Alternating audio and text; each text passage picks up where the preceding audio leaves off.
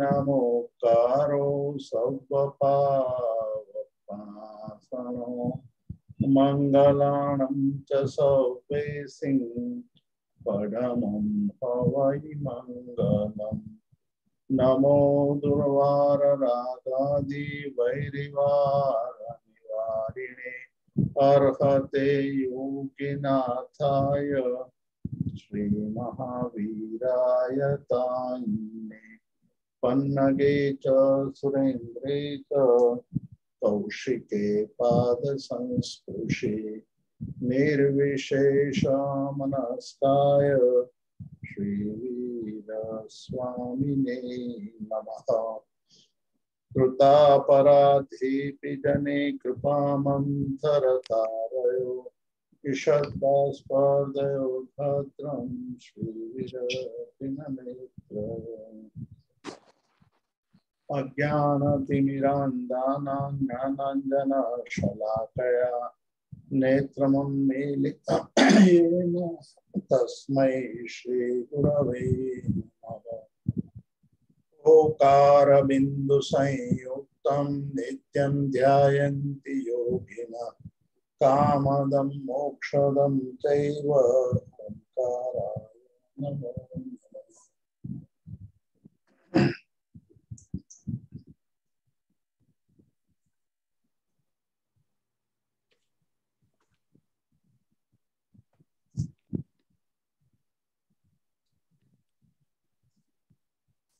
તમે દેખાવ છો બરોબર?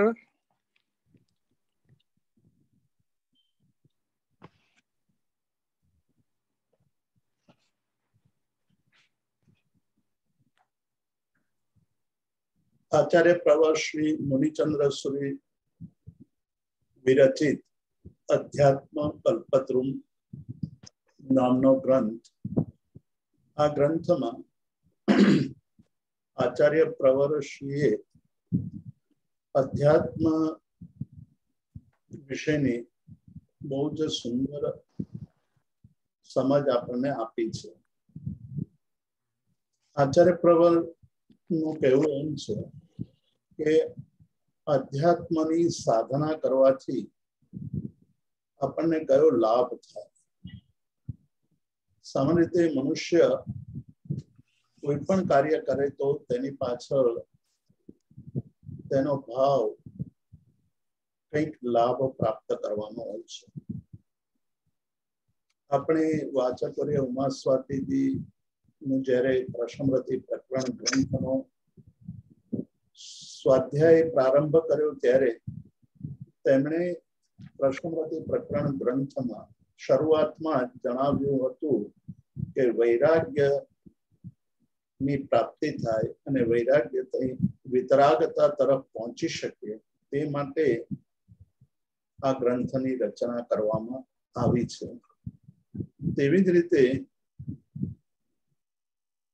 मुनि सुंदर सुरेश्वरजी महाराज आध्यात्मनी साधना करनार ने शांत रसनो अनुभव थाय छे। ए शांत रस जीवननी अंदर सुख शांति अने आनंद आपी शके छे। घणा बधा रस अपना काव्यशास्त्रनी अंदर अलंकारोनी अंदर साहित्यनी अंदर वर्णवेला छे। वीर रस छे, करुण रस छे, शांत रस छे, आवा जुदा जुदा रसोनी बात करवामां आवी छे। वीर रस विषयना काव्योने सांभळता ज आपणी अंदर वीरता जागी उठे छे। आपणे पराक्रम करवानुं अने साथे साथे आपणे एक अंदरथी कार्य करवानी प्रबल भावना उत्पन्न थाय छे। एवी ज रीते आ ग्रंथनुं अध्ययन करवाथी अपनी अंदर शांत रसनी अनुभूति थाय छे। ते विषय बात करता मुनि सुंदर सुरेश्वरजी महाराज अध्यात्म कल्पद्रुमना बीजा श्लोकनी अंदर कहे छे કે સર્વ મંગલ નિધો રતિ યસ્મિન સંગતે નિરૂપમં સુખમ એતિ મુક્તિ શર્મ ચ વશી ભવતી ત્રાક તંબુધા ભજત શાંત રસેન્દ્રમ. આ જે શાંત રસ છે તે કેવો છે? સર્વ માંગલિકોનો નિધાન એટલે સર્વ મંગલોનું, સર્વ મંગળ કાર્યોનું નિધાન સ્વરૂપ છે, ભંડાર સ્વરૂપ છે.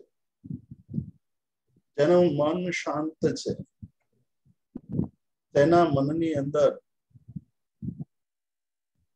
મંગલ ભાવ ઉત્પન્ન થાય છે, મંગલ કાર્ય કરી શકે છે, જે કાર્ય કરે છે તે મંગળ બની જાય છે. આપણે ગયા સ્વાધ્યાયમાં શ્રીમદ ભગવદ ગીતાની વાત કરી હતી. શ્રી કૃષ્ણ અર્જુનને જણાવે છે કે અશાંતસ્ય કુતઃ સુખમ, અશાંતને સુખ ક્યાંથી હોય? જેનું ચિત્ત અશાંત હોય, જેના મનની અંદર ક્લેશ પડ્યો હોય, જેના મનની અંદર ક્રોધ, માન, માયા, લોભ જેવા કષાયો અને જેના મનની અંદર હાસ્ય, રતિ, અરતિ, ભય, શોક, જુગુપ્સા અને રાગ અને દ્વેષ જેવા ભાવો પડ્યા હોય, તેનું ચિત્ત અશાંત હોવાને કારણે તેને દુઃખ ઉત્પન્ન થાય છે, શોક ઉત્પન્ન થાય છે, પીડા અનુભવે છે, ક્લેશ અનુભવે છે. તેમાંથી મુક્તિ મેળવવા માટે આધ્યાત્મનો માર્ગ, આધ્યાત્મના માર્ગે ચાલવાથી જે આંતરિક અનુભૂતિ થાય છે તેની વાત કરે છે કે સર્વ મંગલ નિધો હૃદિ યસ્મિન સંગતે નિરૂપમં સુખમ એતિ. સર્વ માંગલિકોનો નિધાન એવો શાંત રસ જેના હૃદયમાં પ્રાપ્ત થાય છે, જેના હૃદયની અંદર શાંત રસની પ્રાપ્તિ થાય છે, તેને તે અનુપમ સુખ પામે છે. એટલે શાંત રસ એ સર્વ મંગલોનું નિધાન સ્વરૂપ છે. એટલે જ્યારે શાંત રસને આપણે પ્રાપ્ત કરીએ છીએ ત્યારે એ શાંત રસથી આપણો બધા જ કાર્યો મંગલ રૂપ બની જાય છે અને નિરૂપમાં જેની ઉપમા ન આપી શકાય તેવા સુખને પ્રાપ્ત કરીએ છીએ. અને મુક્તિ શર્મ ચ વશી ભવતી દ્રાક, મુક્તિ રૂપી સુખ, મુક્તિનું સુખ આપણે બહુ જ જલ્દી વશીભૂત કરી શકીએ છીએ, આપણે એ પ્રાપ્ત કરી શકીએ છીએ.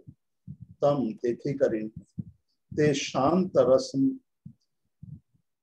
એ બુધા ભજત, બુધા એટલે બુદ્ધિમાન પુરુષો તેને ભજે છે, તેને સેવે છે, તેને પ્રાપ્ત કરવા માટે પ્રયત્ન કરે છે. આ શાંત રસ, એ શાંત રસને પ્રાપ્ત કરવા માટે બુદ્ધ પુરુષો કેવી રીતે શું કરે છે તેનું વર્ણન આ આખા ગ્રંથની અંદર કરવામાં આવ્યું છે. આખો ગ્રંથ આપણને શાંત રસનો અનુભવ કેવી રીતે થઈ શકે તેનું એક એમનું પોતાનું ખૂબ જ ઊંડું ચિંતન, અનેક શાસ્ત્રોનું અધ્યયન, આગમ ગ્રંથોનો સાર, એ બધા રૂપે આ ગ્રંથની તેમણે રચના કરી છે. આ ગ્રંથની રચનામાં 16 પ્રકરણો છે. એ 16 પ્રકરણો ક્રમશઃ આપણને વધુ ને વધુ અંદરથી શાંત રસની અનુભૂતિ થઈ શકે, શાંત રસને પ્રાપ્ત કરી શકે તે માટેની એક વિશિષ્ટ પ્રકારની પ્રક્રિયા જણાવી રહ્યા છે. ગ્રંથકાર જ્યારે ગ્રંથની રચના કરે છે ત્યારે એમનો મુખ્ય ઉદ્દેશ તેઓ પોતે જ પોતાની રીતે જણાવી દેતા હોય છે. અહીં પણ ગ્રંથકારનું કર્તવ્ય એટલે કે મારે આ ગ્રંથની રચના કરીને હું પોતે શું ઈચ્છું છું અને અધ્યયન કરતા આ ગ્રંથનો સ્વાધ્યાય કરનારને શેનો લાભ થશે તેની સ્પષ્ટતા કરી દીધી. તો પ્રયોજન એમણે બતાવી દીધું કે મારું પ્રયોજન આ ગ્રંથ રચનાનું શાંત રસ પ્રાપ્ત થાય તે છે. ગ્રંથ રચનાકાર અને ગ્રંથનું અધ્યયન કરનાર શિષ્યગણ, જિજ્ઞાસુગણ શાંત રસ પ્રાપ્ત કરે તે એમનું પ્રયોજન છે.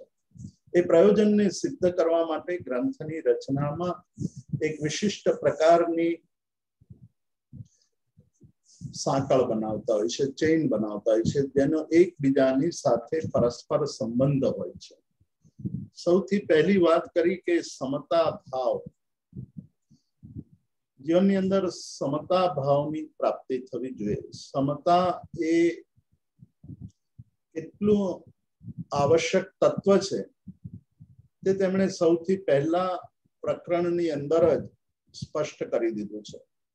આપણે ગયા સ્વાધ્યાયમાં પણ થોડી ઘણી વાત કરી હતી કે આ સમતા ભાવ પ્રાપ્ત કરવા માટે શું કરવું જોઈએ, કેવી રીતે સમતા ભાવ પ્રાપ્ત થશે તેની વાત પણ ક્રમશઃ કરવાના છે.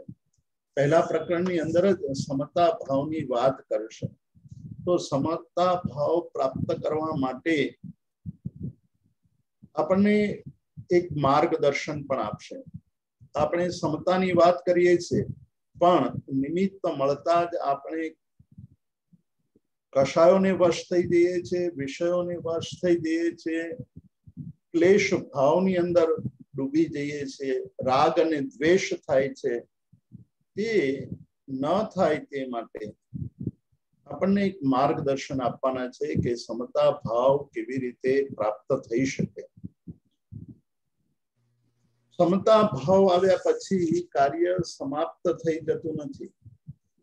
સમતા ભાવ પ્રાપ્ત થયા પછી એક લીન ચિત્ત, આપણે જે કાર્ય કરવું છે તે કાર્યની અંદર તલ્લીનતા,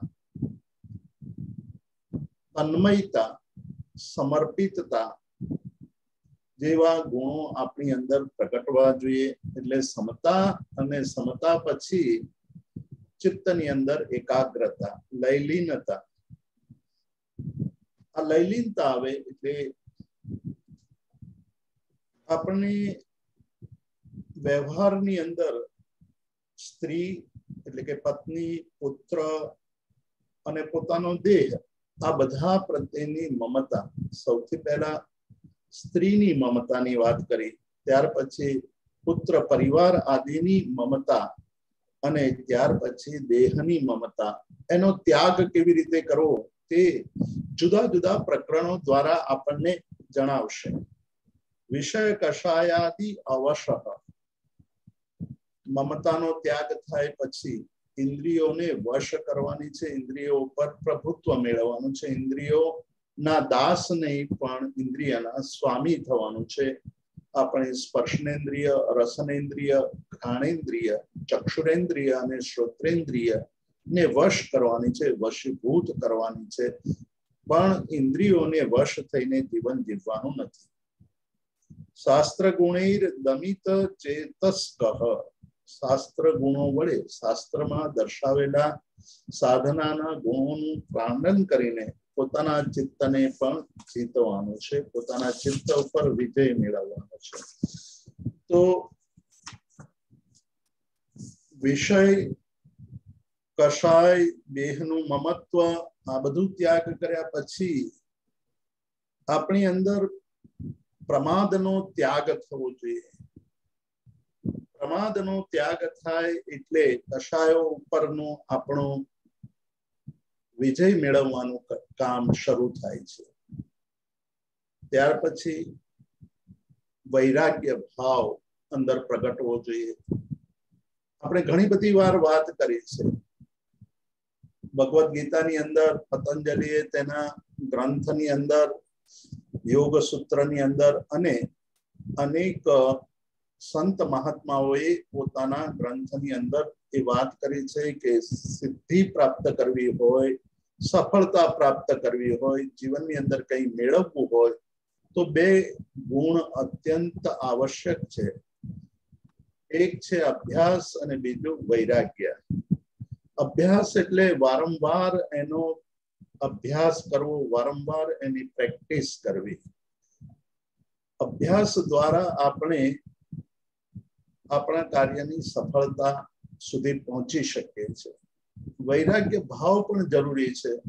જો બધી જ વસ્તુઓમાં અને બધા જ વિષયોમાં ચિત્તનું પરિભ્રમણ થતું રહે તો વૈરાગ્ય ટકતો નથી. એટલે વિષયો અને કષાયોથી જ્યાં સુધી સાધનાનો સમય ચાલે છે, જ્યાં સુધી સાધના ચાલી રહી હોય ત્યાં સુધી વિષયો અને કષાયો ઉપર વિજય મેળવીને વૈરાગ્ય ભાવને વધુ પુષ્ટ કરવાનું છે. આ વૈરાગ્ય ભાવ પુષ્ટ થાય એટલે ધર્મ શુદ્ધિ, ધર્મને શુદ્ધ ધર્મનું આચરણ કરતા શીખવાનું છે. આ કેટલો લાંબો ક્રમ અહીંયા મુનિ સુંદર સુરેશ્વરજી મહારાજ આપણને દર્શાવી રહ્યા છે. તેની પાછળનું રહસ્ય એ છે કે ધર્મ આપણે જે કરી રહ્યા છીએ તે ક્રિયાત્મક ધર્મ છે, ભાવાત્મક ધર્મ છે, શુદ્ધ ધર્મ છે કે ધર્મના દ્રવ્યનયની અપેક્ષાએ બાહ્ય ધર્મ છે કે આભ્યંતર ધર્મ છે. એટલે ધર્મ કરતી વખતે આ બાબતનો વિચાર કરવો. અધ્યાત્મ યોગી આનંદગંજી મહારાજ ધર્મનાથ ભગવાનના સ્તવનની અંદર કહે છે કે ધર્મ દિનેશ્વર ગાઉ રંગશુ ભંગમ પડશો હો પ્રીત દિનેશ્વર. હે ધર્મ દિનેશ્વર ભગવાન, હું તમારું ગાન કરું છું. રંગથી એટલે અંતરના ઉલ્લાસથી, બહુમાનપૂર્વક, ભાવપૂર્વક, ઉલ્લાસપૂર્વક હું તમારું ગાન કરું છું, તમારી ભક્તિ કરું છું, તમારી સ્તુતિ કરું છું. ધર્મ દિનેશ્વર ગાઉ રંગશુ ભંગમ પડશો હો પ્રીત દિનેશ્વર. અમારી સાધના, અમારી ભક્તિમાં કોઈ પણ પ્રકારનો ભંગ ન પડે, વિક્ષેપ ન પડે, અંતરાય ન આવે એવો આ સાધકના મનની અંદર એક પ્રકારનો ભાવ ઉત્પન્ન થયો છે. એટલે કે તલ્લીનતા, લયલીનતા હંમેશા બની રહે. ધર્મ દિનેશ્વર ગાઉ રંગશુ ભંગમ પડશો પ્રીત દિનેશ્વર. બીજો મન મંદિર આણું નહીં એ અમકુલ વટ રીત દિનેશ્વર. કે હું મારા મનની અંદર બીજા કોઈને સ્થાપિત કરવા માંગતો નથી. મારા માટે તો વિતરાગ પરમાત્મા એ જ સર્વશ્રેષ્ઠ છે. હું પણ વિતરાગ બનવા માંગુ છું એટલે વિતરાગની ભક્તિ કરું છું. વિતરાગ બનવા માટે ધર્મનો માર્ગ એ માર્ગ ઉપર ચાલવું, એનું આચરણ કરવું એ અત્યંત આવશ્યક છે. પણ જગતની લોકો ઉપર જ્યારે હું નજર નાખું છું ત્યારે અત્યંત વિચિત્ર એવી પરિસ્થિતિ જણાઈ આવે છે. એ વિચિત્ર પરિસ્થિતિનું બયાન કરતા આનંદગંજી મહારાજ કહે છે કે જગતની અંદર રહેલા લોકો ધર્મ ધર્મ ધર્મ કરતા રે જગત સહુ પીરે ધર્મ ન જાણે હો મર્મ દિનેશ્વર. આ જગતની અંદર ધર્મ ધર્મ ધર્મ કરીને, એટલે હું ધાર્મિક છું, હું ધર્મ કરું છું, મેં ધર્મ કર્યો આવું માનીને ધર્મ કરનારા લોકોનો તોટો નથી. નાનાથી માંડીને મોટા સુધીના લોકો ધર્મ કરે છે. પણ શું તે ધર્મ શુદ્ધ ધર્મ છે, વાસ્તવિક ધર્મ છે, દેખાવનો ધર્મ છે, બાહ્ય ધર્મ છે, ગતાનુગતિક ધર્મ છે? કયો ધર્મ છે? અહીં જયારે મુનિસુંદર સુરેશ્વરજી મહારાજ અધ્યાત્મની વાત કરે છે, અધ્યાત્મ દ્વારા પ્રાપ્ત કરવા યોગ્ય જે વાત છે તે શાંત રસ છે. શાંત રસનો અર્થ છે કષાયોની શાંતિ, વિષયો પ્રત્યેની ઇન્દ્રિયોની દોડાદોડી. આ ઇન્દ્રિયોની દોડાદોડી કેવી છે? અવસ્થા સાથે એને કોઈ લેવા દેવા નથી. અવસ્થા એટલે આપણી ઉંમર. આપણે નાના છીએ કે મોટા છીએ તેની સાથે ઇન્દ્રિયોની ગતિ, ઇન્દ્રિયોની દોડ સાથે કોઈ લેવા દેવા નથી. વૃદ્ધાવસ્થામાં પણ ઇન્દ્રિયો બહુ તીવ્ર ગતિએ દોડતી હોય છે. તો આ દોડતી એવી ઇન્દ્રિયોને નાથવા માટે, એના ઉપર વિજય મેળવવા માટે આ અધ્યાત્મ કલ્પતરુની અંદર સાધનાનો એક માર્ગ બતાવ્યો. આ સાધનાના માર્ગની અંદર શરૂઆત એમણે સમતાથી કરી અને આવીને ઉભા રહ્યા છે વૈરાગ્ય. પહેલા ચિત્ત દમન, ત્યાર પછી વૈરાગ્યની વાત કરીને હવે વાત કરે છે ધર્મ શુદ્ધિની. ધર્મ શુદ્ધિની વાત કરતી વખતે આપણે આનંદગંજી મહારાજને યાદ કર્યા.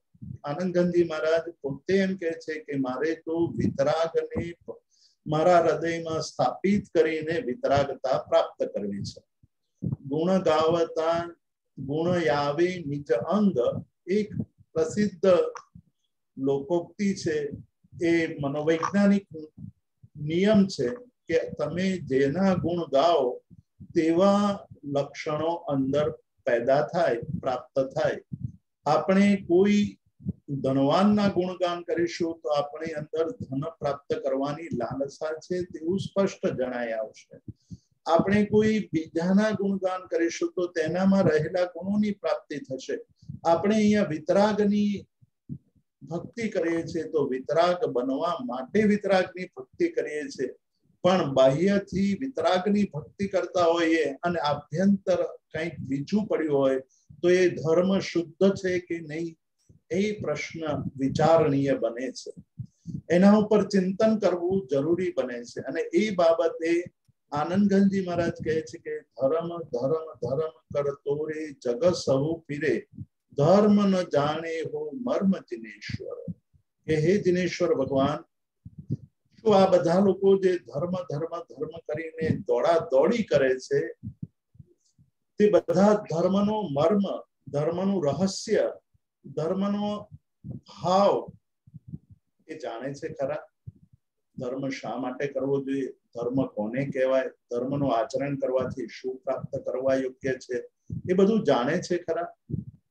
એ બહુ મોટો પ્રશ્ન પૂછ્યો, જેને બધાએ આપણે પણ આપણી જાતને આ પ્રશ્ન પૂછવા યોગ્ય છે કે હું જે ધર્મ કરું છું તે ધર્મ ખરેખર સાચો ધર્મ છે કે નહીં. અને એ અર્થમાં મુનિ સુંદરસુરી મહારાજ એક આખું પ્રકરણ આપણને આપવાના છે અને એ પ્રકરણની અંદર એ સ્પષ્ટ કરવાના છે કે ધર્મ શુદ્ધિ કોને કહેવાય, શુદ્ધ ધર્મ કોને કહેવાય. અને એનો એક જ પંક્તિમાં જવાબ આપે છે આનંદગંજી મહારાજ કે ધર્મ દિનેશ્વર ચરણ ગ્રહ્યા પછી કોઈ ન બાંધે હો કર્મ દિનેશ્વર. ધર્મ દિનેશ્વર ચરણ, ચરણ એટલે અહીંયા ચારિત્ર પણ લેવાનું છે. ચરણ એટલે એમના ચરણની સેવા પણ લઈ શકે છે. અને ચરણ એટલે એમણે ઉપદેશેલા માર્ગ ઉપર વિચરણ કરવું. એમણે જે માર્ગ આપણને રત્નત્રયનો દર્શાવ્યો છે તે રત્નત્રયના માર્ગ ઉપર નિરંતર ચાલતા રહેવાથી ધર્મ શુદ્ધિ, સાચા ધર્મનું આચરણ આપણે કરી શકીએ છીએ. અને એ જ ધર્મનું આચરણ કરવા માટે ગ્રંથકાર આપણને એ માર્ગનું વિસ્તારથી વિવેચન કરીને સમજણ આપવાના છે. આ માર્ગ ઉપર ચાલતા ચાલતા આપણી સાથે કોણ હોવું જોઈએ, કોણ એવો સાથ આપનાર, કોના માર્ગદર્શન હેઠળ આ સાધના થવી જોઈએ એ પણ બહુ જ અગત્યનું છે. આપણે સાધના કરી અને શરૂઆત પણ શુદ્ધ ધર્મની કરી દીધી હોય, પણ એ શુદ્ધ ધર્મનું આચરણ કરતા કરતા વચ્ચે એટલે કે એ આચરણ કરતી વખતે ઘણા બધા ઉપસર્ગો આવી શકે, ઘણા બધા પરિસરો સહન કરવાની સ્થિતિ આવે, ઘણી બધી અડચણો આવે. એવા સમયે ગુરુની પણ આવશ્યકતા રહે. એ ગુરુ કેવા હોવા જોઈએ, કોને ગુરુ બનાવવા જોઈએ? દરેક વ્યક્તિને જેને આપણે ઈચ્છતા હોઈએ તેનામાં જો ગુરુ તરીકેના લક્ષણો ન હોય, ગુરુ તરીકેની એમની યોગ્યતા ન હોય તો માર્ગ શુદ્ધિ પર ચાલવાનો પ્રયાસ કરનાર પણ હારી જાય, ડૂબી જાય. એટલે અધ્યાય યશોવિજયજી સવાસો ગાથાના સ્તવનની અંદર પહેલી જે ઢાળ છે એ ઢાળની અંદર બહુ જ સુંદર વાત કરે છે કે સુગુરુ કોને કહેવાય અને કુગુરુ કોને કહેવાય.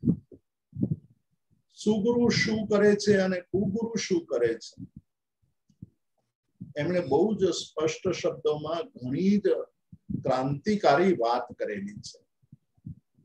પંચ મહાવ્રત ધારી પરમાત્માના માર્ગને સંપૂર્ણપણે સમજેલા, પ્રવચન એટલે આગમોનું અધ્યયન કરીને તેનો સાર જેમણે પોતાના જીવનની અંદર પ્રાપ્ત કર્યો છે અને જેના હૃદયની અંદર પોતાના શિષ્યો પ્રત્યે, પોતાના ધર્મનું આચરણ કરનારા પ્રત્યે કરુણા ભાવ છે કે તરી જાય, ક્યાંય ડૂબી ન જાય, તેના માટે એ સતત ચિંતા સેવનારો હોય એવા ગુરુ એ સુગુરુ છે.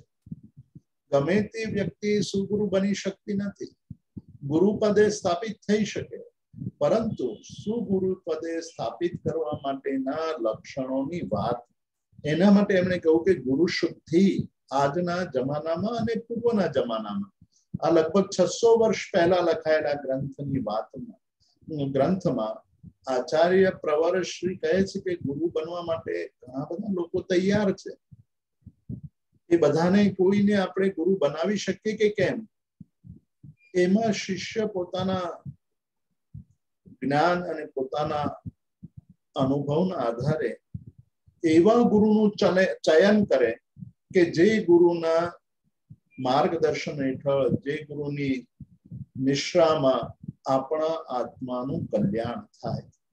એટલા માટે ધર્મ શુદ્ધિની જેમ ગુરુ શુદ્ધિની વાત કરે છે કે ગુરુ પસંદ કરો તો એવા ગુરુને પસંદ કરો કે જે ગુરુ તમને મોક્ષ માર્ગની અંદર આવતા અવરોધો, અડચણો, ઉપસર્ગો, પરિસહો આ બધામાં માર્ગદર્શન આપે. આપણે ભૂલીને ભટકી ના જઈએ. ઉપસર્ગ અને અપવાદ માર્ગને પણ સમજીએ. એટલે ઉપાધ્યાય યશોવિજયજી મહારાજ કહે છે, ઘણા બધા ગ્રંથોમાં એમણે એ વાત કરી છે. એ કહે છે કે કુગુરુ વાસના પાસમાં હરિણ પેરે જે પડ્યા લો કરે. કુગુરુની વાસનાના પાસમાં એટલે કે એના બંધનમાં, કુગુરુ રૂપી જે લોકો છે એને એની વાસનાના પાસમાં એટલે બંધનમાં, દોરડામાં બંધાયેલા છે તે હરિણ પેરે જે પડ્યા લો કરે. હરણ જેવા ભોળા લોકો એના પાસમાં, એના બંધનમાં બંધાઈ જનાર પોતાનું અહિત કરે છે. પોતે હિત સાધના કરી શકતા નથી. તો હિત સાધના કરવા માટે, આત્મહિત કરવા માટે, આત્મકલ્યાણ કરવા માટે ગુરુ શુદ્ધિ પણ આવશ્યક છે. એટલે કુગુરુથી મુક્ત થઈને સુગુરુની શોધમાં અને સુગુરુની નિશ્રામાં સુગુરુ પ્રાપ્ત થાય, તેમના માર્ગદર્શન હેઠળ પૂર્ણપણે સમર્પિત થઈને સાધનાના માર્ગે આગળ વધવાથી બહુ જલ્દીથી આપણે આપણા જીવનની અંદર કલ્યાણ સાધી શકીએ છીએ. યતિ શિક્ષા એટલે આ સુગુરુની નિશ્રામાં આપણે જ્યારે સાધના કરીએ છીએ, સાધના કરતા કરતા સંસાર પ્રત્યેનો વૈરાગ્ય ભાવ જાગી જાય અને આપણને પણ યતિ એટલે કે સંયમ લેવાનું મન થાય. તો એ સંયમની શિક્ષા આપે છે. એ શિક્ષાનું આચરણ કરતા કરતા સંવર ભાવ જન્મે છે. સંવર એ સૌથી મોટામાં મોટું તત્વ છે. જૈન ધર્મના 9 તત્વોમાં આત્મકલ્યાણ સાધનાર માટે 2 તત્વોનું જ્ઞાન આવશ્યક છે. એક નિર્જરા તત્વ અને બીજું સંવર તત્વ. 9 તત્વોનું જ્ઞાન આવશ્યક છે, પરંતુ સાધકે સંવર અને નિર્જરા આ 2 તત્વનો વિશેષ રૂપે અભ્યાસ કરવો જોઈએ અને એનું ચિંતન કરવું જોઈએ. આ સંવરથી આપણા પોતાનો કયું આચરણ કર્મબંધમાં નિમિત્ત બને છે, કયા કારણોથી આપણે કર્મબંધનોને અટકાવી શકીએ, કયા કારણોથી આપણે બંધાયેલા કર્મોનો નાશ કરી શકીએ, તેની વાત મુનિ સુંદર સુરી મહારાજ કરશે. એટલે સંવર ભાવની વાત કરશે. સંવર ભાવમાંથી શુભ વૃત્તિ પ્રગટે છે. એટલે કે આપણી અંદર શુભ ભાવની ધારા વહેવા માંડે છે અને શુભ ભાવ જેટલો વધુ પ્રસરતો જાય, વધુ વહેવા માંડે, તે વધુ ને વધુ તે શુભ ભાવની અંદર આગળ વધવાથી અંતે આપણી અંદર સામ્ય ભાવ પ્રગટે છે. એ સામ્ય ભાવ પ્રાપ્ત કરવો એ લક્ષણ છે. આ આખા ગ્રંથનો સાર આપણું જીવન સામ્ય ભાવની અંદર લીન રહે. આપણને આ જ વાત સમદર્શી આચાર્ય હરિભદ્ર સુરી મહારાજ યોગના સૌથી મોટો ગ્રંથ, જેમ એમને રચેલા યોગ ગ્રંથોમાં સૌથી મોટો ગ્રંથ યોગ બિંદુ, એમણે યોગ વિંશિકા 20 શ્લોકમાં યોગની વાત કરી. ત્યાર પછી યોગ શતક 100 શ્લોકમાં યોગની વાત કરી. ત્યાર પછી એમણે યોગ દ્રષ્ટિ સમુચ્ચયની રચના કરી. લગભગ 200 થી આસપાસ શ્લોકની અંદર યોગની વાત કરી. અને એનાથી પણ ડબલ મોટા ગ્રંથની અંદર યોગ બિંદુની અંદર, અહીંયા બિંદુ શબ્દનો અર્થ છે સાર, એ યોગ ના સાર રૂપી મોટા ગ્રંથની અંદર પણ એમણે જ્યારે વાત કરી ત્યારે સામ્યની જ વાત કરી કે સમતા ભાવ હંમેશા અંદર નિરંતર વહેતો રહેવો જોઈએ, સામ્ય ભાવ વહેતો રહેવો જોઈએ. આ જ વાતને અધ્યાત્મ ઉપનિષદમાં ઉપાધ્યાય યશો વિજયજી જણાવે છે. પહેલા એમણે શાસ્ત્ર અધિકાર કર્યો, પછી જ્ઞાન અધિકાર કર્યો, પછી ક્રિયા અધિકાર અને છેલ્લે સામ્ય અધિકાર, કે સામ્યનો ભાવ કેવી રીતે પ્રાપ્ત થાય, સામ્ય ભાવમાં લીન કેવી રીતે રહી શકીએ. તો સમતાથી શરૂ કરેલો આ ગ્રંથ સામ્ય ભાવની અંદર પરિસમાપ્ત થાય છે. તો સૌથી પહેલો ગુણ આપણે કેળવવા યોગ્ય છે તે સામ્ય ભાવ છે, સમતા ભાવ છે. એ સમતા ભાવને પ્રાપ્ત કરવા માટે શું કરવું જોઈએ એનું બહુ સુંદર માર્ગદર્શન શરૂ કરે છે. એટલે ગ્રંથની અંદર આચાર્ય પ્રવર શ્રી મુનિસુંદર સુરેશ્વરજી મહારાજ કહે છે કે સમતા ભાવ પ્રાપ્ત કરવા માટે 4 ભાવનાનો અભ્યાસ, મૈત્રી, પ્રમોદ, કરુણા અને માધ્યસ્થ ભાવ, આ 4 ભાવનાનો અભ્યાસ નિરંતર કરતા રહેવું જોઈએ.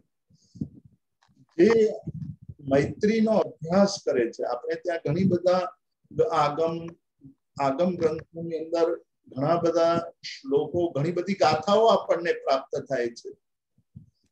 આપણને વંદિકા સૂત્રની અંદર, એટલે કે પંચ પ્રતિક્રમણ, એ પંચ પ્રતિક્રમણની અંદર દેવસી, રાઈ, પાક્ષિક, ચોમાસી અને સાંવત્સરિક પ્રતિક્રમણની અંદર આપણે વંદિતુ સૂત્ર બોલીએ છીએ. એ વંદિતુ સૂત્રની અંદર હંમેશા આપણે બોલીએ છીએ, અત્યંત પ્રચલિત એવી ગાથા છે, આદિની સપ્પદીવે સબ્બે જીવા ખમંતુ મે નિત્ય મે સર્વ ભૂયેષુ.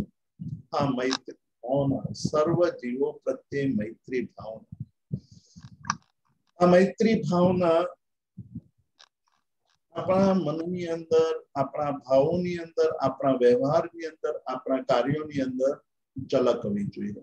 એ ક્યારે ઝળકે કે આપણે અભ્યાસ કર્યો હોય, આપણને ખરેખર અંદરથી સર્વ જીવો પ્રત્યેનો મૈત્રી ભાવ પ્રગટ્યો હોય. કષાયોના ઉદય વખતે પણ આપણે એ ભાવ ભાવીએ કે આ મારા પૂર્વ કરેલા કર્મોને કારણે આ દુઃખ આવ્યું છે. દુઃખ આપનાર કોઈક બીજો છે, પણ એ દુઃખ આપનાર તો નિમિત્ત માત્ર છે. ઉપાદાન રૂપે તો મારા કર્મો જ છે. મેં ભૂતકાળમાં કરેલા કર્મો, એ કર્મો ઉદયમાં આવ્યા છે. એ ઉદયમાં આવતી વખતે નિમિત્ત બનનાર વ્યક્તિ, એનો કોઈ દોષ નથી, એનો કોઈ પણ પ્રકારનો ગુનો નથી. અને જો હું એને અત્યારે દોષિત ગણાવીશ, ગુનેગાર ગણીશ, તો એ મારી જ મોટામાં મોટી ભૂલ કહેવાશે. અને આજે વિષચક્ર છે તે નિરંતર ચાલતું જ રહેશે, અટકશે નહીં. એને મારે અટકાવવું છે. તો એ અટકાવવા માટે આપણને સૌથી મોટામાં મોટો ઉપદેશ પ્રાપ્ત થયો છે. જીવન સાધનાને આગળ લઈ જવા માટે વ્યવહારની અંદર આપણા જે દુઃખો છે તે દુઃખોને દૂર કરીને સુંદર રીતે વ્યવહાર ચાલી શકે તે માટે મૈત્રી ભાવને ઉપદેશ આપ્યો. મિત્તિને સર્વ ભૂયેષુ વૈરમ મજ્જમ કેણઈ. મને કોઈ પણ જીવો પ્રત્યે વૈર ભાવ નથી. હું વૈર ભાવથી મુક્ત છું. આ ભાવ જેમ જેમ વધુ ને વધુ પ્રગાઢ બનતો જાય તેમ તેમ આપણી અંદર સમતાનું પણ ભાવ વધતો જશે. એટલે સમતા પ્રાપ્ત કરવા માટે પહેલો પાયો, પહેલો લક્ષણ બતાવ્યું કે 4 ભાવનાઓનો અભ્યાસ કરવો. રોજ સવારે, રોજ સાંજે 5 મિનિટ એકાંત સ્થાનની અંદર બેસીને મૈત્રી ભાવના, આપણાથી વધુ ગુણવાન, આપણાથી વધુ સમર્થ, સંયમાદિનું આચરણ કરનાર, સારી રીતે ભક્તિ કરનાર, સારી રીતે દાન આપનાર, આવા બધા અનેક પ્રકારના ગુણો ધરાવનાર, આપણા કરતા વધુ ગુણો ધરાવનાર જીવોની આપણે અનુમોદના કરીએ. એનો આપણા મનની અંદર પ્રમોદ ભાવ પ્રગટે કે હું પણ ક્યારે આવો દાની બનું, હું પણ ક્યારે આવો તપસ્વી બનું, હું પણ ક્યારે આવો ભક્ત બનું, હું પણ ક્યારે આવો ત્યાગી બનું, અને હું પણ ક્યારે એવો સંયમી બનું. આનું નામ પ્રમોદ ભાવના છે. મનુષ્યની અંદર ઈર્ષા ભાવ તીવ્ર ભાવે પડેલો છે, બહુ તીવ્ર ભાવે ઈર્ષા ભાવ. જ્યારે આપણને કોઈના સારા ગુણો, સારા ભાવને જોઈએ છે ત્યારે ઈર્ષાના કારણે એ ગુણોને આપણે દોષમાં ખપાવીએ છીએ. આ વૃત્તિ એને છોડીને રોજ ગુણવાન, આપણાથી વધુ ગુણવાન એવા જીવોની અનુમોદના કરવી, એની પ્રશંસા કરવી, એનાથી આનંદ થવો, આ ભાવ આપણને પ્રગટે તેનું નામ પ્રમોદ ભાવના. કરુણા ભાવના, દુઃખી જીવોને જોઈને તેના દુઃખને દૂર કરવાનો ભાવ અંદર ઉત્પન્ન થવો તે કરુણા ભાવના છે. અને માધ્યસ્થ ભાવ, ક્લિષ્ટ જીવો જેને આપણે સમજાવવા છતાંય સમજતા ન હોય તો આપણે માધ્યસ્થ ભાવ, તટસ્થ ભાવ, અનેકાંત ભાવની, અનેકાંતના સિદ્ધાંતનું આચરણ કરીને સમતા ધારણ કરી રાખવી.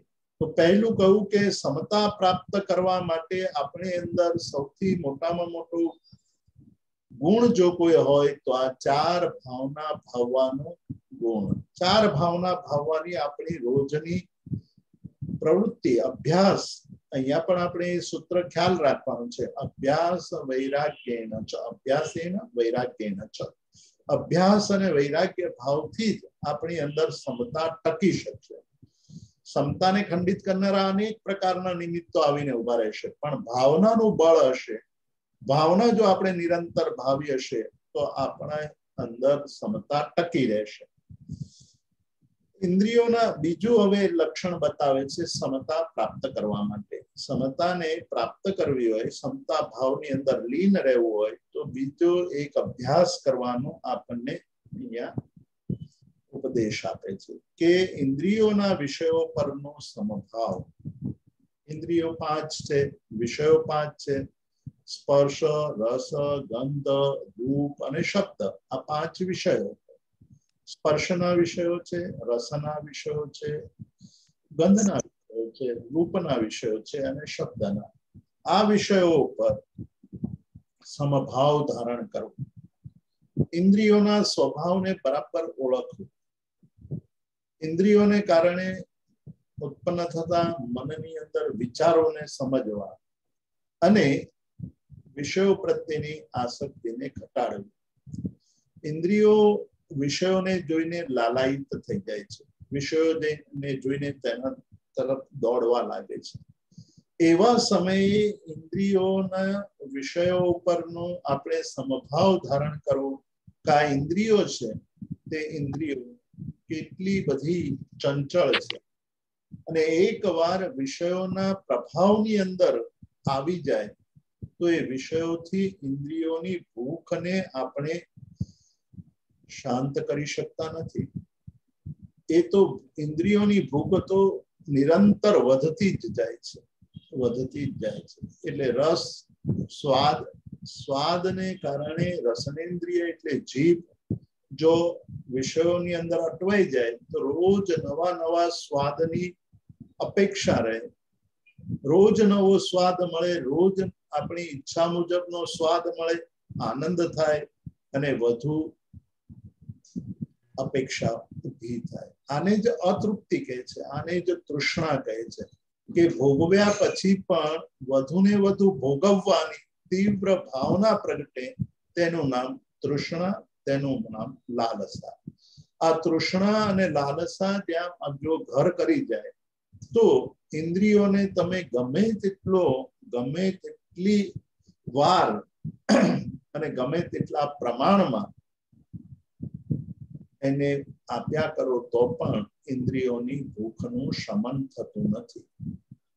એટલે આવી વૃત્તિને તૃષ્ણા કહી છે. અને તૃષ્ણાનો ખાડો એટલો ઊંડો છે કે એનું તળિયું ક્યાં છે એ કોઈને ખબર નથી. હજારો લાખો વર્ષો વીતી ગયા પણ તૃષ્ણાના તળિયાને કોઈ શોધી શક્યું નથી. એ તૃષ્ણા જો ઘર કરી જાય આપણી અંદર તો આપણે વધુ ને વધુ પ્રાપ્ત કરવાની, વધુ ને વધુ ભોગવવાની તીવ્ર લાલસામાં અટવાઈ જઈએ છીએ. આપણી અંદર રહેલી તૃષ્ણાને જીતવી છે તો વિષયો પર સમભાવ, ઇન્દ્રિયો પર લગામ, વિષયોને ભોગવવાના ભાવો પર પ્રભુત્વ. એ ક્યારે આવી શકે, કેવી રીતે આવી શકે? તો સમભાવ ધારણ કરીને કે દેહને જેટલું જરૂરી છે, મારા ભાવને ટકાવી રાખવા માટે જેટલું આવશ્યક છે, મારા ભાવોને દૂષિત ન થાય તે રીતે જેટલું ભોગવવું આવશ્યક જણાય એટલું ભોગવવું અને બાકીનું બધું જ ત્યાગવું. એટલે માત્રામાં કોઈ પણ વસ્તુનો ભોગવટો વિવેકપૂર્વક કરવામાં આવે તો આપણી મનની ભાવનાઓ નિર્વિકાર રહી શકે. એટલે ખાવાનો નિષેધ નથી કર્યો પણ સ્વાદ પ્રત્યેની આસક્તિનો નિષેધ કર્યો. જોવાનો નિષેધ નથી કર્યો પણ શું જોવું તેનો વિવેક વિકસાવવાની વાત કરી કે તે જ જોવું કે જે જોવાથી આપણા ભાવો વધુ નિર્મળ થાય, જે જોવાથી આપણા ભાવો વધુ પુષ્ટ થાય, જે જોયા પછી આપણી અંદર શુદ્ધિ વધે. આ પ્રકારનું જોવાનું વિવેકપૂર્વક કરવું તેનું નામ જ આ અધ્યાત્મ કલ્પદ્રુમનું શાંત રસ પ્રાપ્ત કરવાનો ભાવ છે. એટલે સમતા પ્રાપ્ત કરવા માટે ઇન્દ્રિયો પર આપણે સમભાવ, ઇન્દ્રિયો વિષયોને ભોગવાય ત્યારે એ ભોગવતી વખતે સમભાવ જાગૃતિ આવશ્યક છે. ત્રીજું ચરણ કહે છે કે સમતા પ્રાપ્ત કરવા માટે ત્રીજા ચરણની અંદર આત્મ સ્વરૂપની વિચારણા.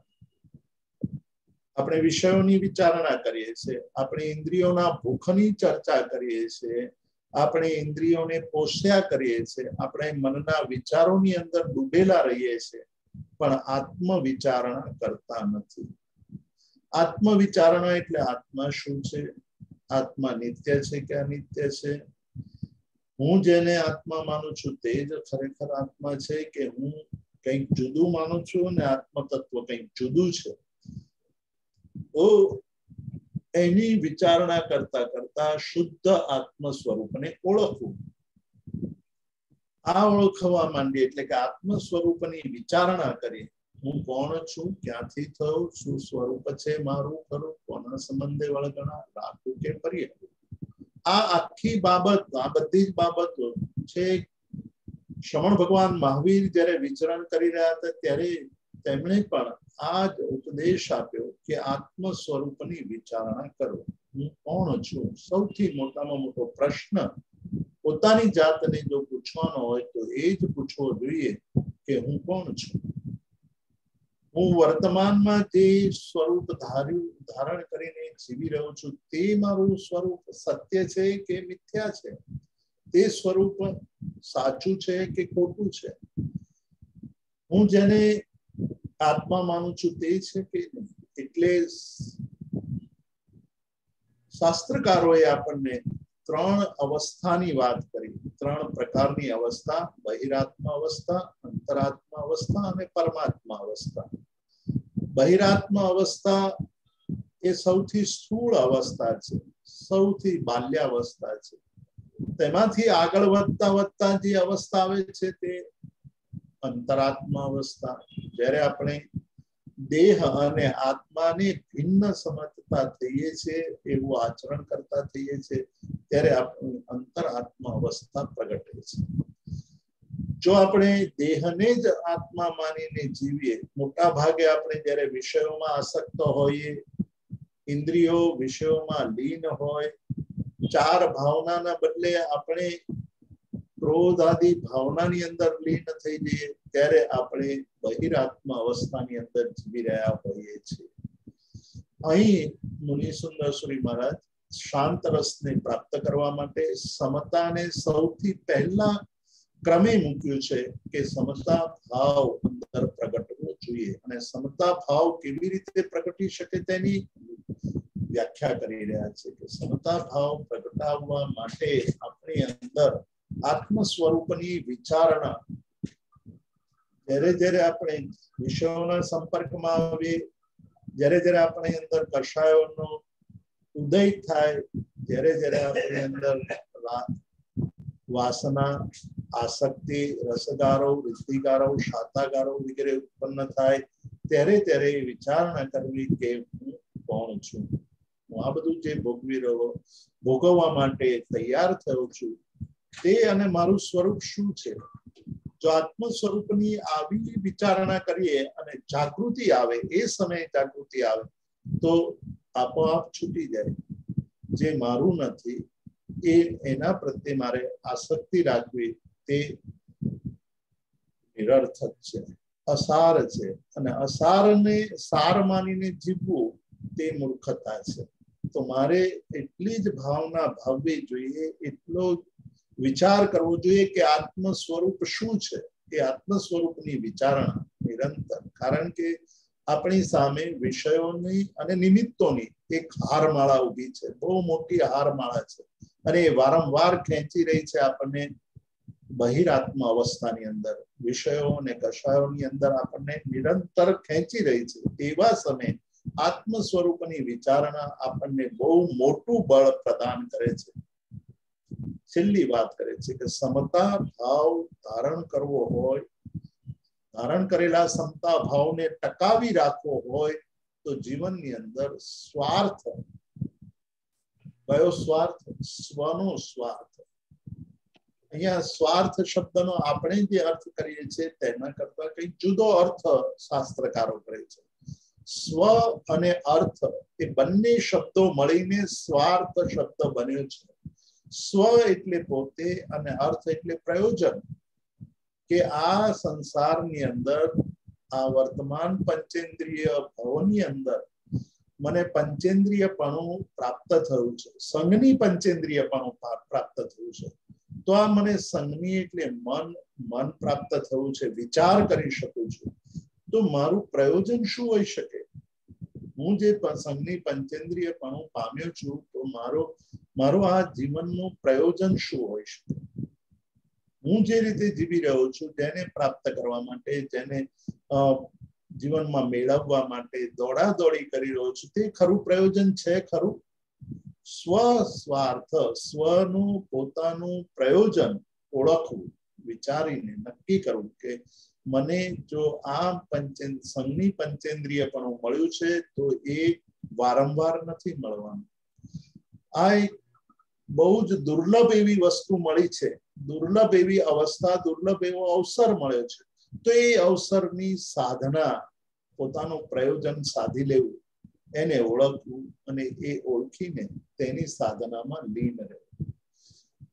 આ ચાર બાબતો જે આપણે સમતા ભાવની અંદર લીન થવાની અંદર બહુ જ આવશ્યક માની છે. મુનિસુંદર મહારાજે કહ્યું કે આ ચાર બાબતો નિરંતર આપણા પોતાના લિસ્ટની અંદર, આપણી પોતાની સૂચિની અંદર ટુ ડુ લિસ્ટ બનાવીએ છીએ. આપણે રોજ આપણે આપણા કેલેન્ડરની અંદર લખીએ છીએ કે આ કરવાનું છે, આ કરવાનું છે, આ નથી કરવાનું. તો એવી જ રીતે આપણું એક આધ્યાત્મિક ટુ ડુ લિસ્ટ બનાવીએ. આપણા આંતરિક ભાવોને નિર્મળ કરવા માટે, આપણી અંદર પોતાના ભાવોને વધુ વૃદ્ધિ પમાડવા માટે એક ટુ ડુ લિસ્ટ બનાવે. એમાં આ ચાર બાબતો લખીએ. આ ચારેય બાબતોની સાધના કરીએ. આપણી સામે અનેક આચાર્ય ભગવંતો, અનેક સાધકો, અનેક ઉચ્ચ પદને, પરમ પદને પામેલા એવા સંત મહાત્માઓના દ્રષ્ટાંત છે. તેની વાત પણ મુનિસુંદર સુરી મહારાજ કરવાના છે. બહુ વિસ્તારથી કરશે, બહુ સરસ રીતે આપણને સમજાવશે. એમણે જુદા જુદા દ્રષ્ટાંતો આપ્યા. વીર પરમાત્માનું, શ્રમણ ભગવાન મહાવીરનું દ્રષ્ટાંત આપ્યું. મેં કહ્યું કે જ્યારે જ્યારે આપણા બધી સમતા ભાવ તૂટી જાય, સમત્વ ભાવમાંથી અસમ ભાવની અંદર, અશાંત ભાવની અંદર આપણી અંદર એનો આવેગ આવી જાય, આવેશ આવી જાય, ત્યારે આંખો બંધ કરીને 5 મિનિટ માટે શ્રમણ ભગવાન મહાવીરનો વિચાર કરીએ. એમની સાધના કાળનો વિચાર કરીએ. એમની સાધના પૂર્ણ થઈ અને તીર્થંકર નામ કર્મનો ઉદય થયો, ત્યાર પછી એમણે જે નિરંતર જગતના જીવોનું કલ્યાણ થાય તે માટે કૃતકૃત્ય થઈ ગયા હતા. તીર્થંકર નામ કર્મનો ઉદય થતા જ કૃતકૃત્ય હતા પરમાત્મા. એમને હવે કશું કરવાનું બાકી રહેતું નહોતું. છતાં પણ જીવ્યા ત્યાં સુધી, જ્યાં સુધી આયુષ્ય કર્મનો અંત ના આવ્યો, ત્યાં સુધી જગતના જીવોનું કલ્યાણ કરવા માટે નિરંતર દેશના આપતા રહ્યા. આ દેશના દ્વારા એમણે જગતના જીવોને, જગતના જીવોના કલ્યાણનો માર્ગ આપણી સમક્ષ મૂક્યો. સાધના કાળની અંદર કેટલા કેટલા વિચિત્ર અને મરણાંત કષ્ટો આવ્યા, પણ સમભાવ છોડ્યો નહીં. એમને ડગાવવા માટે દેવો આવ્યા. દેવોએ જાત જાતના ઉપસર્ગો કર્યા. દૈવી ઉપસર્ગ કેટલા ભયંકર હોય છે એ તો જેને અનુભવ્યું હોય તેને જ ખબર હોય. જેના શરીરની અંદર ભૂત, પ્રેત આદિ દુષ્ટ દેવો પ્રવેશી જાય અને જે રીતે એને પીડા આપે, એ પીડા અસહ્ય હોય છે. ભોગવનારને તો એની પીડાનો અહેસાસ થાય, પણ જોનારને પણ એની પીડાનો અહેસાસ થાય કે કંપારી છૂટી જાય. એવા દુઃખોમાં પણ શ્રમણ ભગવાન મહાવીરે સમતા છોડીને, સામર્થ્ય હતું છતાં પણ એ ધાર્યો, એમણે ધાર્યો હોત તો ત્યાંથી અન્યત્ર ચાલ્યા ગયા હોત. એમણે ધાર્યું હોત તો દેવોને પણ નાથી શક્યા હોત.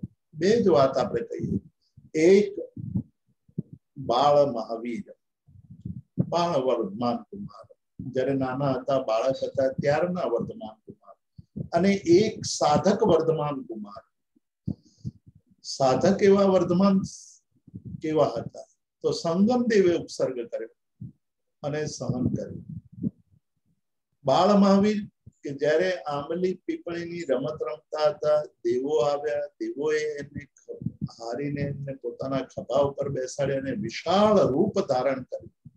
ત્યારે એને એક મુઠ્ઠીથી વામન રૂપમાં પરિવર્તિત કરી દીધું. કેટલું સામર્થ્ય! જે બાળ વર્ધમાન છે એનું સામર્થ્ય કેટલું છે! એનાથી પણ બીજું દ્રષ્ટાંત આપણે લઈએ કે જ્યારે એમને મેરુ શિખર ઉપર અભિષેક કરવા માટે ઇન્દ્ર લઈને ગયા, ત્યારે કેટલાક દેવોના મનની અંદર પ્રશ્ન ઉદ્ભવ્યો કે આટલા મોટા મોટા કળશોથી આ બાળક એવા વર્ધમાનનો પ્રક્ષાલન કરીશું તો એ સહન કરી શકશે કે નહીં? ત્યારે શ્રમણ ભગવાન મહાવીરના એ બાલ્ય સ્વરૂપની અંદર એમણે અંગૂઠાથી મેરુ કંપાવ્યો હતો. કેટલું સામર્થ્ય! અને એવા સમર્થ વર્ધમાન સ્વામી જ્યારે સાધક અવસ્થાની અંદર પોતાના કર્મો ઉપર વિજય મેળવવાની સાધના કરે છે ત્યારે એક જ લક્ષ્ય હતું કે સમતા ભાવ ડગવો જોઈએ નહીં. કેમ ન ડગ્યો? તો કહે છે કે ચાર ભાવનામાં લીન હતા. ઇન્દ્રિયોની ક્યારેય એમણે પરવા કરી નથી. આત્મ સ્વરૂપનું નિરંતર ચિંતન ચાલતું હતું અને પોતાની સાધનાનું પ્રયોજન શું છે, આ મનુષ્ય ભાવ પામ્યા પછીનું પ્રયોજન શું, એ પ્રયોજન ક્યારેય પણ ચૂક્યા નથી. આ ચાર વાત એ આપણા પોતાના જીવનની અંદર સમતાને લાવવા માટે, સમતાની સાધના માટે અત્યંત આવશ્યક. મુનિ સુંદરસુરી મહારાજે આપણને આ ચાર ગુણો કેળવવાની વાત કરીને બહુ મોટી વાત કરી દીધી. આપણે સમતાની વાત કરીએ છીએ, પણ સમતારૂપી પલંગના, સમતારૂપી ખાટલાના ચાર પાયા છે. એ ચારે ચાર પાયા સાબુત હોવા જોઈએ, ઊંચા નીચા ન થવા જોઈએ. એકાદ પાયો ન હોય તો પણ એ ખાટલા ઉપર આપણે બેસી શકતા નથી. તેવી રીતે આ ચાર પાયાને આપણે સેવીએ નહીં, ચાર પાયાની સાધના ન કરીએ તો સમતા ભાવ આપણી અંદર પ્રગટ. જાળવી રાખવો, એને સ્થિર રાખવો અઘરો પડે. તો આપણને એક સુંદર અહીંયા માર્ગદર્શન આપ્યું છે એક ગુણોની. આ એક જે ગુણો કેળવવા માટેની સાધના કેવી હોવી જોઈએ તેની વાત આવતા સ્વાધ્યાયમાં આપણે કરીશું. કે ચાર ભાવના કેવી રીતે ભાવવી, ઇન્દ્રિયોનો વિષય ઉપર પરાધીનતામાંથી સ્વાધીન બનવા તરફ કેવી રીતે આગળ વધી શકાય, આત્મ સ્વરૂપની ચિંતા કેવી રીતે કરવી, એની વિચારણા કેવી રીતે કરવી, અને પોતાનું પ્રયોજન એટલે આ મનુષ્ય જન્મ મળ્યું છે, એ મનુષ્ય જન્મનું મારું પોતાનું પ્રયોજન શું હોઈ શકે, એ પ્રયોજન હંમેશા યાદ રાખીને તે પ્રમાણે પ્રવૃત્ત થવું, તેની વાત હવે આગલા સ્વાધ્યાયમાં આપણે કરીશું. પ્રદીપભાઈ. પ્રણામ જીતુભાઈ. હાજી. પ્રશ્ન લેશો આપ?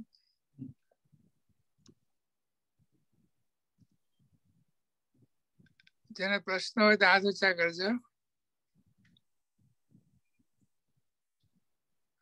હું આજે ફોન થી અપડેટ કર્યો છે એટલે બધા ફીચર મને નહીં મળ્યા છે.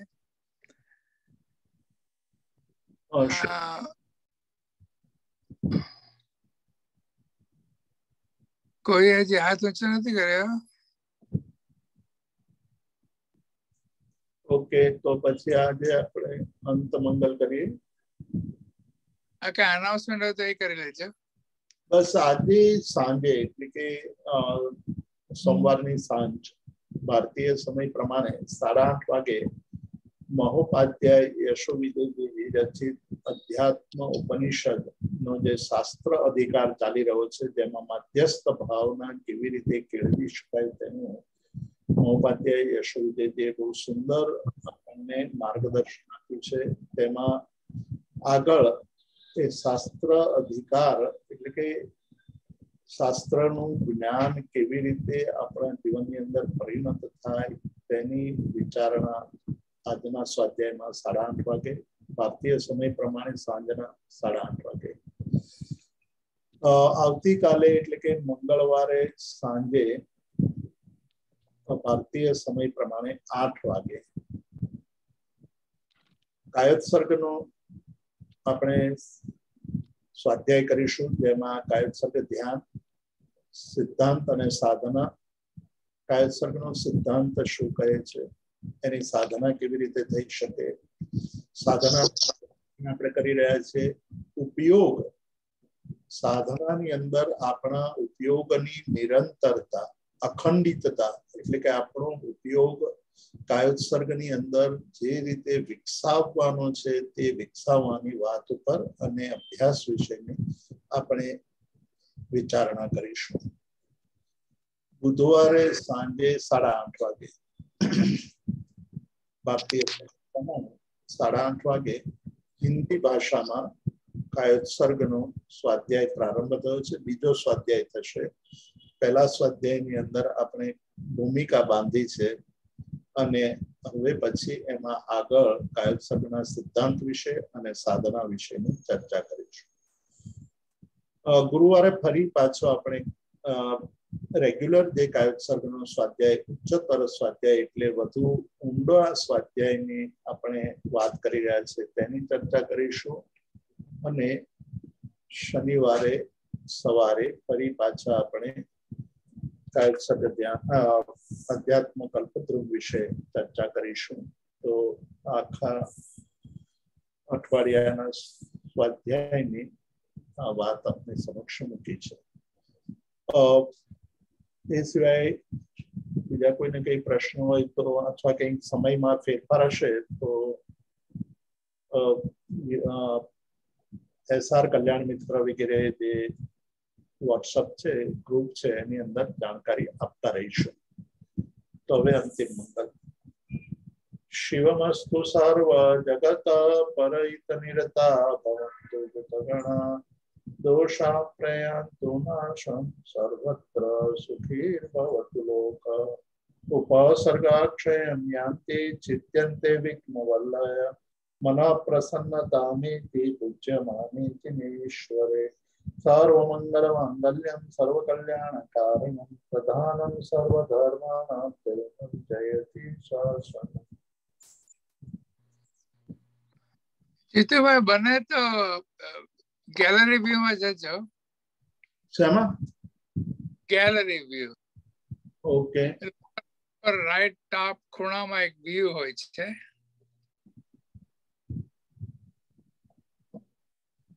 એકદમ હોય ઝૂમ માં. એમાં ક્લિક કરશો તો એમાં ગેલેરી ચોઈસ પડશે. એમાં ક્લિક કરજો એટલે બધા એક સાથે દેખાશે. બરાબર. દેખાય છે. બોલો હવે શું કરું? હવે બધા અભિવાદન કરશે. અનમ્યુટ. ઓકે. જય જિનેન્દ્રભાઈ. બધા અનમ્યુટ થઈ શકે છે કે નહીં? એક મને શંકા છે. એક સેકન્ડ.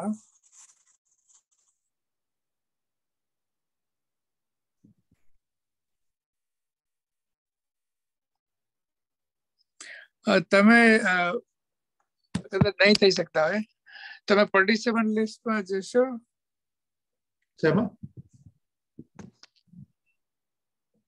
નીચે પાર્ટિસિપન્ટ લિસ્ટ છે એક બટન. બરાબર. એક તો પછી એના રાઈટ પર ખુલશે. એમાં એકદમ નીચે જશો ને તો મ્યુટ એવું કઈક દેખાશે. એમાં એકવાર ક્લિક કરો એક જ વાર તો એક બોક્સ ઉભું થશે. એમાં એક નાનું સ્ક્વેર છે જે બધાને અનમ્યુટ થવા દે પોતાને. તેને ક્લિક કરશો ને તો એક પછી ઓકે કરવાનો. આપી દીધું બધાને. પ્રણામ જીતુભાઈ, સુખ શાંતિમાં છો? થઈ ગયા. પ્રણામ જીતુભાઈ. પ્રણામ જીતુભાઈ. પ્રણામ જીતુભાઈ. બધા મ્યુટ થઈ ગયા. બધા થેન્ક યુ. પ્રણામ. પ્રણામ જીતુભાઈ. પ્રણામ જીતુભાઈ. પ્રણામ જીતુભાઈ. પ્રણામ. પ્રણામ જીતુભાઈ. પ્રણામ. હા, એક વાત કરવાની હતી. મને SR કલ્યાણ મિત્રમાં સભ્ય બનાવશો? હા, સુરેન્દ્રભાઈ મૂકી દઈશું. હા. જય જિનેન્દ્ર અંકલ. જય જિનેન્દ્ર.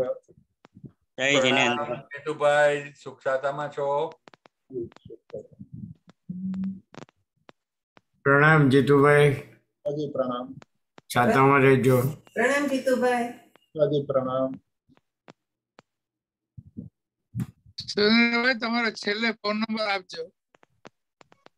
હાજી, 9979 473050. 9979473050. 3050. હા 3050 યસ. હા, વસંતિકા સુરેન્દ્ર શાહ. હા હું ટ્રાય કરી. Thank you.